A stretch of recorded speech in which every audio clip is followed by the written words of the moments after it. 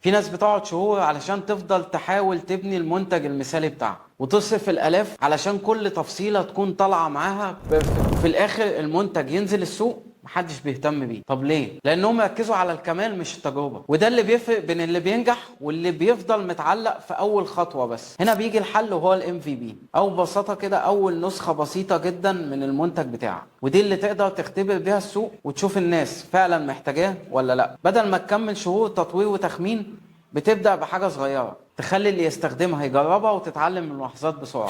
الهدف مش انك تطلع منتج كامل، الهدف هنا انك تطلع منتج يتعلم بسرعة. هديلك مثال على الكلام ده. امازون بدأت كموقع بسيط علشان تبيع كتب مستعملة، ما كانش فيه ملايين المنتجات ولا ديزاين مبهر جدا، بس التجربة دي خلتهم يفهموا سلوك العميل ويعرفوا ايه اللي هيخليه يشتري اونلاين، ومن هنا بدأوا يطوروا خطوة بخطوة. برضه اير بي ان بي بدأت لما المؤسسين بتوعها اجروا 3 مراتب هوا في شقتهم لمجرد ان الناس كانت عايزة مكان مؤقت بس يقعدوا فيه. ما عملوش هنا تطبيق ضخم، عملوا موقع بسيط جدا يربط المضيف بالضيف، والنتيجة هنا الفكرة الصغيرة بقت صناعة بمليارات. الام في بي بيوفر لك 3 حاجات محدش بيقولها. اول واحدة، بدل ما تصرف على حاجة يمكن محدش يشتريها، بتبدأ صغير وتشوف. تاني حاجة، بتتعلم من الجمهور بتاعك بدل ما تقعد تتخيل احتياجاته. تالت حاجة، انك بتتحرك اسرع من المنافسين بتوعك وهم لسه قاعدين بيخططوا. علشان كده انا بقول لك السر مش في البداية الكبيرة، السر هنا في البداية الذكية. فلو عندك هنا فكرة مشروع، ما تستناش لما تكون جاهز تماما. ابدأ ب MVP بسيط، خليه يوصل للناس وخد منهم فيدباك حقيقي. طور وعدل وجرب وكمل. النجاح مش في أول نسخة، النجاح في النسخة اللي اتعملت من الواقع.